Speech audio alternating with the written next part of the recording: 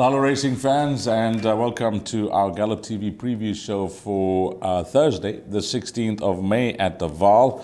And what's on the go at the Vaal on this Thursday? Well, it's 8 races carded. The first race begins at 12:25, and we should close things off at 16:35. So the pick 6 will begin at 13:35, 25 to 2, which is race number 3. Well, as always, Alistair Cohen on the line for Highveld Racing, and he's just been back from a lovely golf trip with the boys, and just telling me off air that it was wonderful. But Alistair, we're back at Thursday at the Vaal. I trust that you're well and all fresh after your short sojourn. Yeah, it's almost like wiping the sleep out of your eyes and then getting to the Vaal on this Thursday card. It was absolutely fantastic being away with a lot of racing guys, a couple of trainers, a couple of ex-jockeys, a few owners. So it was a memorable couple of days away. And this is a bit of almost the calm before the storm, really, this entire week, because there are no feature races this weekend, but we all know that next weekend is the start of the Grade 1s down in KZN. So I think the best advice that I can give all the viewers, who I hope are all well and fresh and ready to go for this Thursday card, and hopefully looking forward to what's to come with the first Hollywoodbets Durbanville logout. I suggest that with the middle of the month being what it is and next weekend being what it is, to play a little bit tentatively. I've looked at all the cards for the weekend. I mean, there's some, I prefer Saturday's card to this card, I must be honest, Turfentine.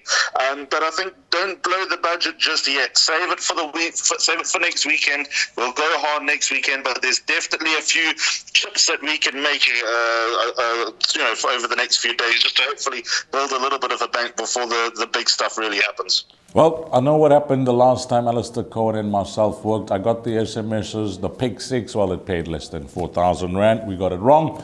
So, on the 25th of May, I've got the messages, and you come to the race course on the 25th of May. I'm one that honors my promise.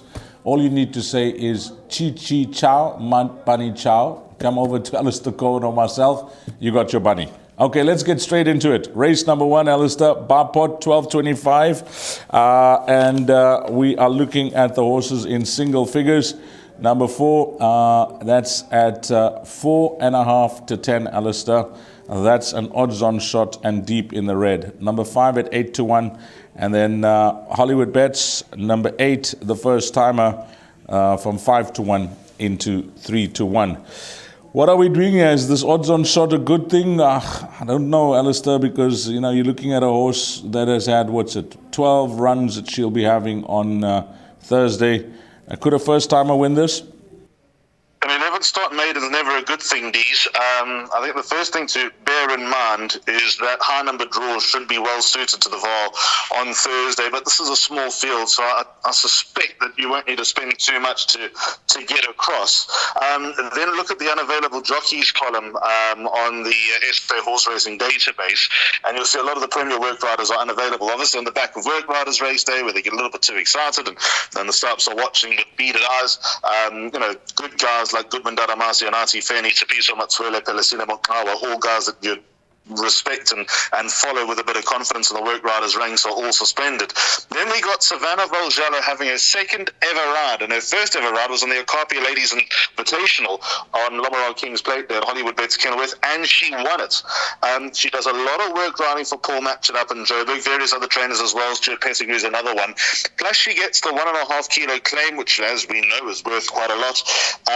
But a horse that's been drawn one in the last few starts, had a lot in her favour, not got across the line. There got to be some vulnerabilities. I'll venture to say that this is her best opportunity yet, but the money on number 8, 17 again, with 54.5 kilos on her back, there's a lot of pointers in her favour, so she need not be very good to win. I respect the support of number 8, 17 again.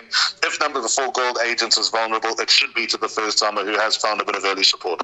4 and 8 look to be the principles here. Of course, it's an unknown with number 8, but we are following the market at this stage of the game. Race number 1 kicking off the Barpot. Onto the place accumulator. Race number 2, 1,300 hours, and it's 1 p.m., 1,000 meters. Juvenile plate this for fillies. Again, some unknowns in the race, but let's get straight into it with the betting. Number 2, that's been supported. Desert Cloud from 11 to 2. I see now trading at 7 to 2. Then 7 is obviously the scratching, an early scratching from the De Kock yard. I don't know if it's so much so support or adjustments in the betting, Alistair, but number 8, that's at even money now. That was around 14 to 10. I suspect it's mostly adjustments. And number 10 is at 2 to 1. Those are the 3 runners.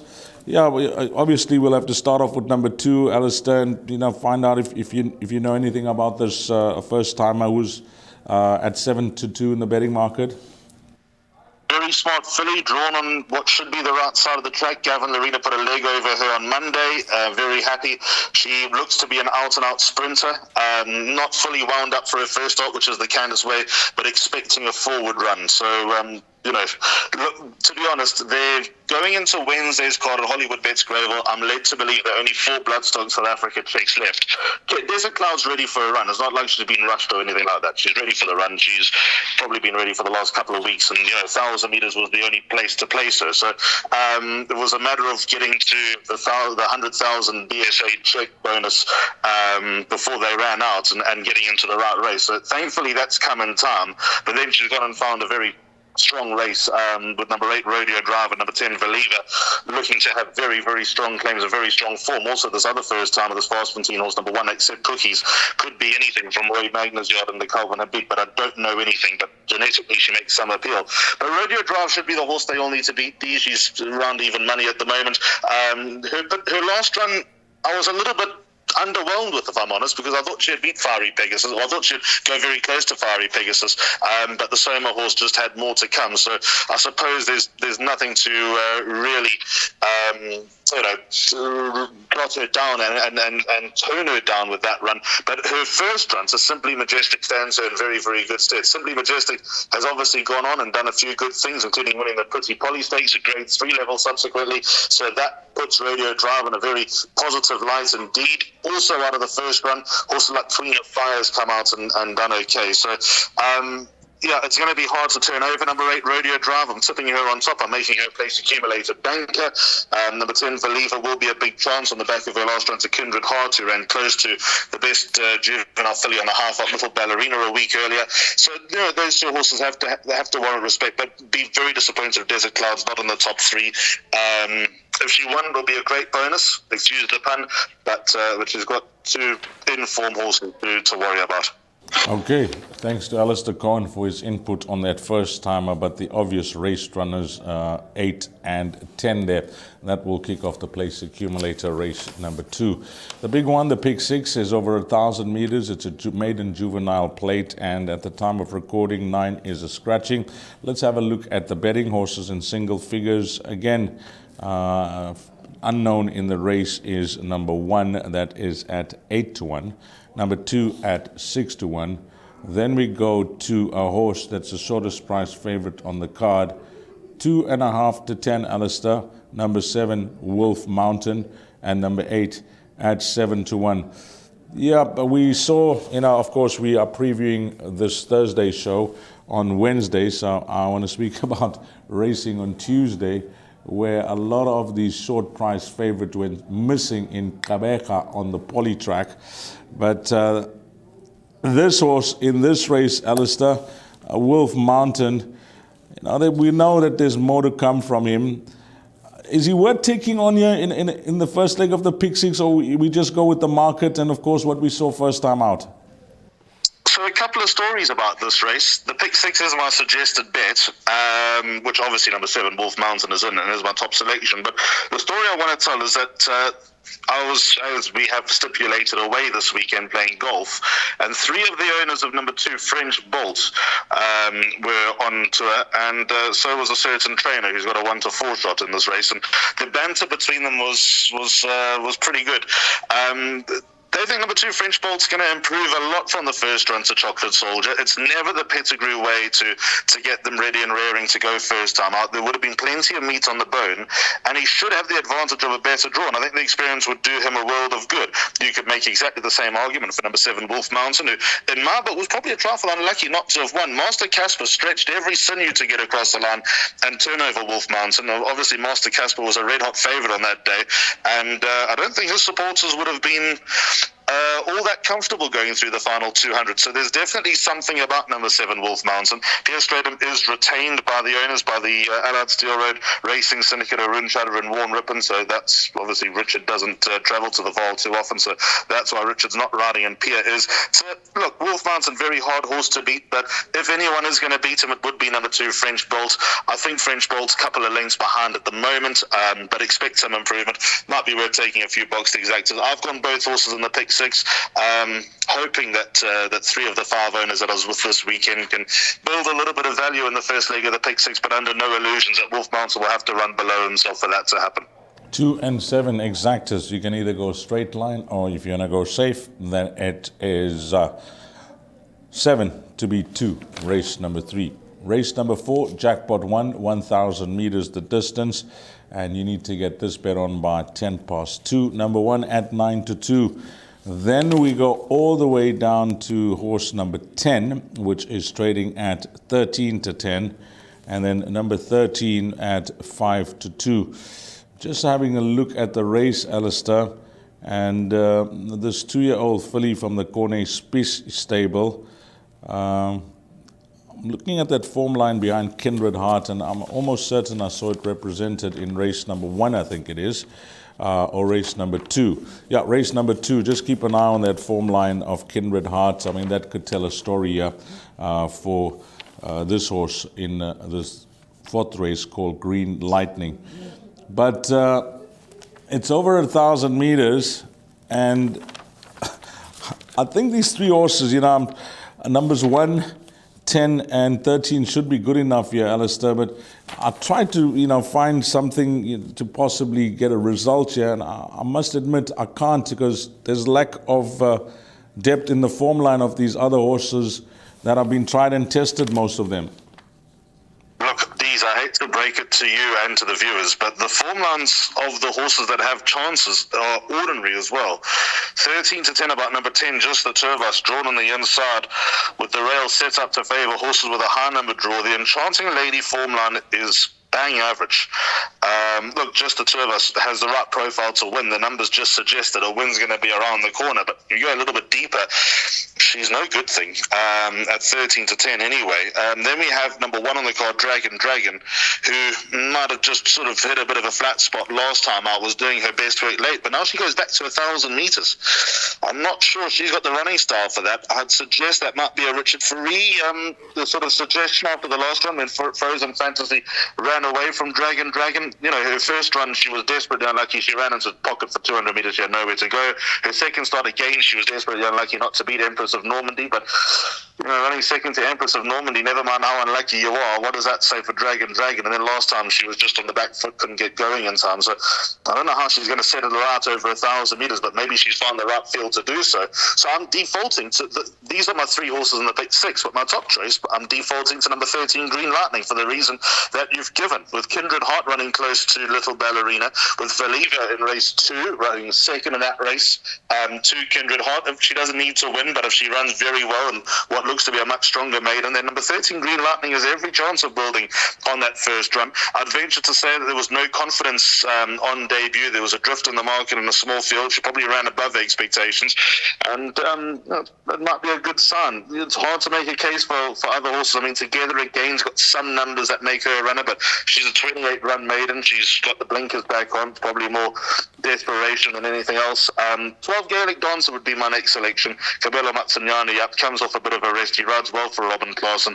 Again, her form line's on too pretty, but coming out fresh, she might be more effective. But I've settled on the 3 horses in the second leg of the pick 6. Yeah, I agree, and I also like number 12, Gaelic Dancer, for trifectas and quartets, and maybe if you're looking for a result, that could be the only other horse that I'll consider including number 12. But we're in agreement here. 1, 10, and 13, the principles. And if you have to be pushed for a selection, Alistair Cohen said it's horse number 13, Green Lightning. Race number 5, 1,000 meters. This is a D division class. It's a merit-weighted 74 handicap. It will kick off jackpot 2. Let's go to the betting. And no scratchings at the time of recording. Betting will begin with horse number 4, Alistair, at 8-1. Number 5, Munchkin, at 15-10. And then we got number 8, Pendragon, at 4-1. And Samoa at 8-1. Those are the only horses that I have in single figures here. I think we'll begin with Munchkin. Took a long time for that second career win. Glad for Davy Shaw and the connections that patience paid off. What you make of him going back to back now that he may be, let's put it, high in confidence? That's exactly what's going to point me into the direction of number 5, Munchkin D's. I don't think you have any idea. Don't underestimate the amount of confidence that Munchkin will probably receive from that win just 9 days ago. Lucky's Yard is firing at the moment. Craig Zaki, I don't think he's ridden better, to be honest. He's on the crest of a wave. He's riding winners left, right, and centre. And I think a combination of confident horse, confident trainer, confident jockey is going to make a big difference here. He won on the back of being a horse penalised for being a loser at his penultimate stop to Grape Shot, when again he was expected to go well. I think just getting the job done, getting an extra carrot to mount and all that, I think is going to play it very much into number 5, Munchkin's favour. Plus, he's a fit horse. There are a lot of fit horses here, a lot of horses that have been on the boil. So, no reason to take him on at 15-10, but you just get a bit of cold feet with a horse like Munchkin, just in case he picks up bad habits, because I suppose he's always capable of going back to those so close yet so far moments. I think number 6, Stormy She's is alive with a high number draw here. He's last time out, Raymond Danielson rode him. He was, for me, really making good late headway. If the races run to suit, he's a huge chance, number 6, Stormy Seas. Don't let him run loose in any of your bets. I think Munchkin, pound for pound, is a better horse than Stormy Seas, but with that said, if Munchkin does turn it up, then Stormy Seas will be there to pick up the pieces. For Lulu's Boy, I've put in just because Clovis Rue and Dennis Schwartz had a winner last week. He was scratched a couple of weeks ago as number 4, Lulu's Boy. He can be dangerous on his day. And then the other horse here is number 10, Samoa, the rising 10-year-old. What a mare she's been. She caught my eye last time out when on what was the wrong side of the track under Gavin Arena. Bling takes over. She's been a real servant for Bridget Stardolph and Sean Patterson. Purely on collateral form, she's got every opportunity of closing the deficit. So Munchkin not necessarily turning the form around, but I don't think anyone would begrudge her picking up another win. It's been nearly a year since her last win. Maybe she'll come right this time of year, which certainly looks like is the case. The fly in the ointment that I've left out is number 8, Pendragon, because I believe he's a Turpentine inside track horse. Look at his record at the Vaal. I know he ran better last time out. He'll need to confirm. That might have been a trifle unlucky, but I've always maintained Pendragon on the inside track, nearly all in. Anywhere else, I'm just going to leave it alone. It's done me favours his whole career, and I'm going to stick to that again. Well, you heard it from Alistair, but I have to mention that this horse Munchkin, whilst he took a long time to crack that second career win, he made one Hollywoodbets Punters Challenge competition entry, 860,000. A lady from Tembisa. Well done to her. She was the latest Hollywoodbets Punters Challenge winner, and it was Munchkin that was the Powerball on the day for her. And it was really nice to read that article with these winners. And it's all about the stars being aligned, because we know how tough it is, but it has been done many, many times. So the Hollywoodbets Punters Challenge entry, as you've come to know, closes 5 minutes before the off of race number 1. And for this race meeting, it will close at 12:20. Okay, race number 6, 2,400 meters classified stakes. They're betting like this, Alistair. Number 1 at 4-1, 2 at 5-1, 3 is at 6-1. Some outside betting support here for number 5 from 40-1 into 20-1. Number 6 at 5-1. Horse number 8 at 8-1. Number 10 is a 5-1 shot. And the betting tells the story, Alistair. Well, we've got 6 of the fairer sex taking on the boys, and as we've come to know in these type of races, they do, favor themselves in the best weighted column. I'll read out the horses, the fillies and the mares. 7, 9, 10, 11, 12, and 13. Are they going to be good enough to possibly, turn it up with the males, or are you in the camp of the boys against the girls? A good case study, actually, Dees, to go through all the classified stakes since they were conceptualized and around COVID time and see how many fillies and mares have turned over the boys. I reckon the percentage is quite high.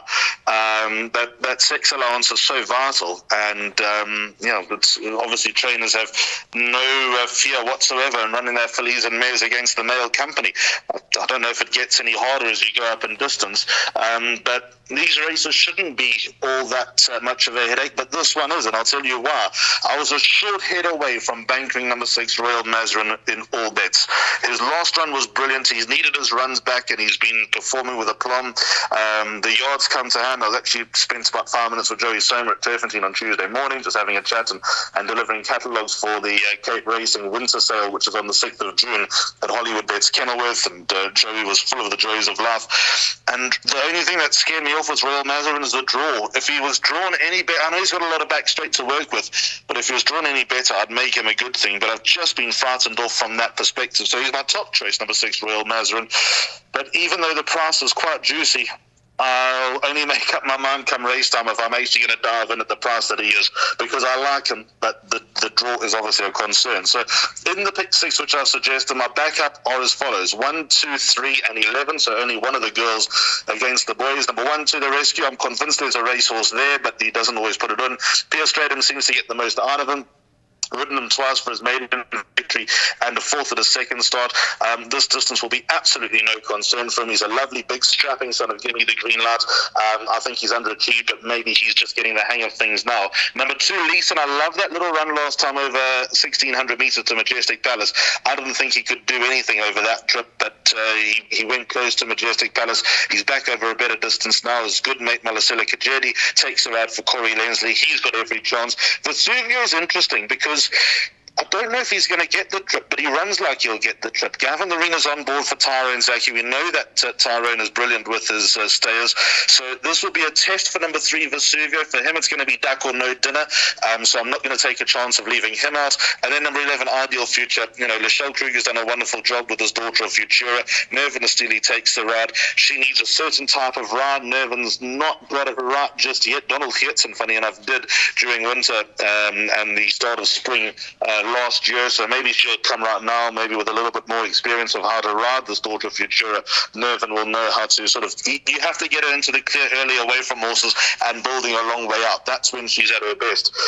So I'm not going to let her run loose, number 11, Ideal Future, because by her last run, she just seems to be there or thereabouts. She's been good value for money for those that are playing trifectas and quartets throughout her career. So that's how I read the race, Dees.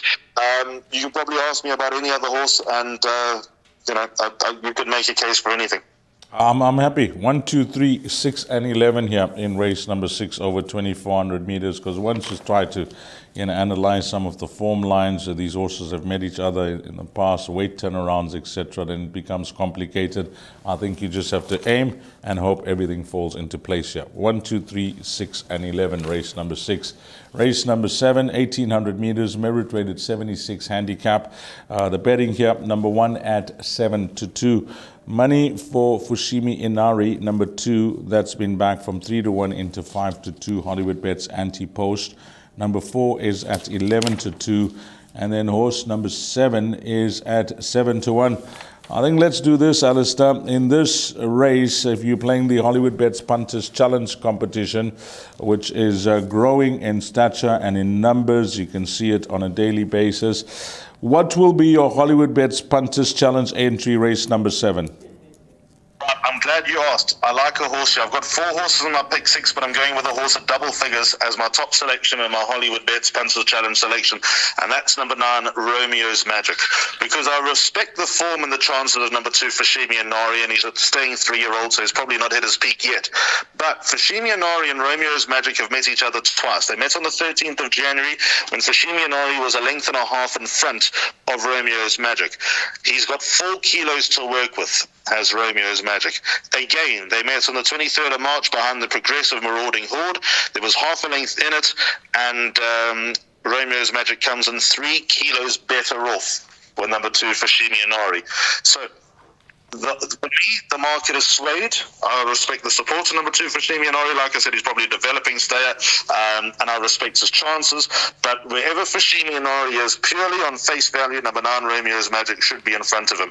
His last run came over. It wasn't a bad run behind Majestic Palace. His ratings come down a little bit more. He's an experienced horse. You know what you're going to get from him. And, I just think that he's a complete wrong price. He will have his vulnerabilities. He hasn't won in nearly a year. So backup comes from number 2, Fashimi Inori, who would be my next best. Number 1, Dark Silver, I also think is quite progressive, but he's cursed with a bad draw. The form of his last run, when he won, just calling it up here now, Karoo Gold came out and ran 3rd, but that is the only bit of good news that I can give you about that last run that Dark Silver won, although he won in good style.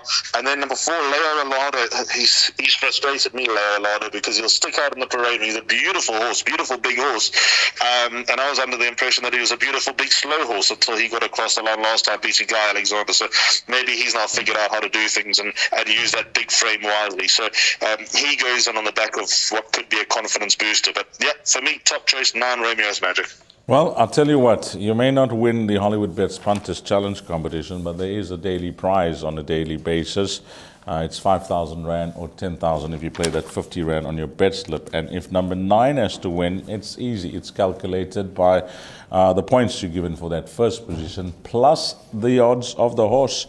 And this is the type of horse that could spring you up the leaderboard. Number 9, Romeo's Magic. That could be a nice find in race number 7 from Alistair Cohen. On to race number 8, 1,400 meters, merit-rated 74 handicap.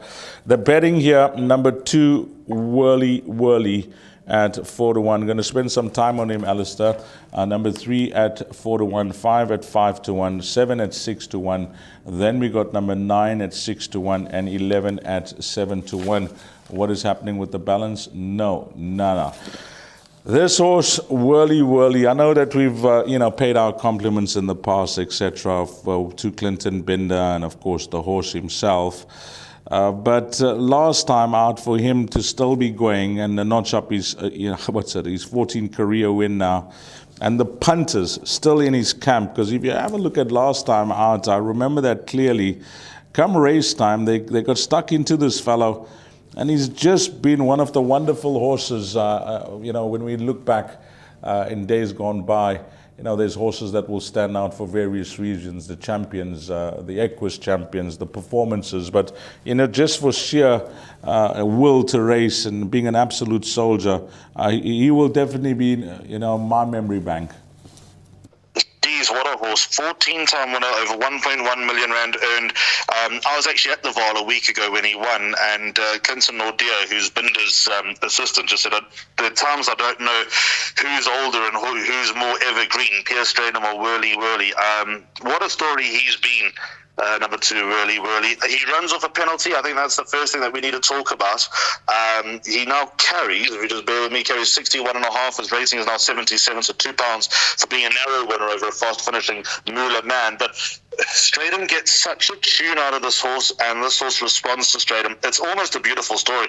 You never really want a horse like this to retire, just because you know what you're going to get from him. Down the Vaal straight, he's absolutely deadly. He's got his legion of fans, as you described last time.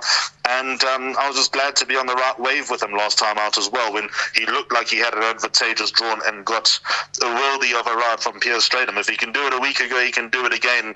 I mean, imagine Whirly, a 15-time winner. Do you know how many times this horse has retired, Dees? He's retired twice. Sure. He's gone into the paddocks. They said, right, no more, thank you. What a servant you've been. And Binder turns around and says, look at this horse is just too fresh, too well. I have to put him back into training. And what a decision that's been. Summer, winter, rain, dry conditions, he puts it all in. I mean, he is what he is. His rating was once 111. He'll never get there again. But off this mark, down the Vaal straight, he's always a chance. And I like him to back it up. Number 2, Whirly. Back up in the pick 6, though, comes in the form of number 5, Putin's Promise. He's come back to life. Samungu Kamara takes a ride high. Number Draw beats Southern Style last time out. He has every chance of backing that up. I'm going to get to number 7 in a moment because she's in. Number 12, Super Agro. This is my money maker in the race. I don't know if Super Agro's quite going to win, but his rating plummets further. He's now a 65. He's run with a lot better than this. On the last run to Putin's Promise, Super Agra is weighted to get a lot closer. Respect his chances. Trifecta Quartet Money Horse, no doubt about that. Number 12, Super Agra. And then number 7, Red Cherry Lane. I spoke to Sean Terry after her last run because I was in Cape Town when she made her debut, and she beat Intro, and she ran with the most awful, awkward head carriage, and she makes so much appeal on her pedigree, being by Vercingetorix, pure Lammerskral royalty. And I spoke to Sean. I just said, gee, starting so late as a 3-year-old, winning like that with an awkward stride, what is it with her? And he described her as quite quirky and not the easiest around, but full of ability. And then I passed the comment, where did you find the work ride? He said, that's your wife's work ride. I didn't even know. And he handles her very, very well. If Craig Shackey handles Red Cherry Lane, and Craig is one of those crazy guys when he sits on a horse that's a little bit above itself, he tends to laugh and smile and get quite excited. If he can handle number 7 Red Cherry Lane, then it could be one-way traffic. But if she does get beaten, she could end up being her own worst enemy. Well, you heard it from Alistair how we close things off there with the 1400 meter D division class, and that will close off the pick 6. So Alistair, you mentioned throughout the show that your chosen and suggested bet for this race meeting is the big one, the pick 6. So let's go through it. Yeah, take a percentage of this pick 6. This is what I've done. Gets underway at 25-2 in race number 3. Gone 2 and 7 in the first leg. French Bulls and Wolf Mountain by 1, 10 and 13. Dragon, just the two of us, and Green Lightning. Third leg, I've gone with a few horses here. 4 Lulu's Boy, 5 Munchkin Top Choice, 6 Stormy Seas, and 10 Samoa. Race 6, leg 4 of the pick 6. 1 to the rescue, 2 Leeson, 3 Vesuvio, 6 Royal Mazarin, who, like I said, was a short head away from bankering, and number 11 Ideal Future. Penultimate leg, 1 Dark Silver, 2 Fashimianari, 4 Leo Alado, and 9 Romeo's Magic. And then the final leg of the pick 6, 2 Whirly, who would be a popular selection, 5 Putin's Promise, 7 Red Cherry Lane, who could be anything, and number 12 Super Agra. Well, thanks to Alistair Cohen for his thoughts on this card for Thursday at the Vaal, where it is 8 races carded, and he's given us some numbers to use around in that pick 6, and as he mentioned, play that suggested pick 6 perm for a percentage. So that's it, Alistair, and the code is all I say is Chi Chow Chow Ma Bani Chow, 25th of May. That's from myself. Ali, thanks for your time. Yes, thank you so much. Thanks for reminding me. Okay, guys, that is it. Racing fans, for Alistair Cohen, the Gallop TV team, and myself, Dees Dine, and you have a blast, find all the winners, and hopefully everything falls into place on this Thursday, the 16th of May. Until we meet again, you take care. Salani Gashle.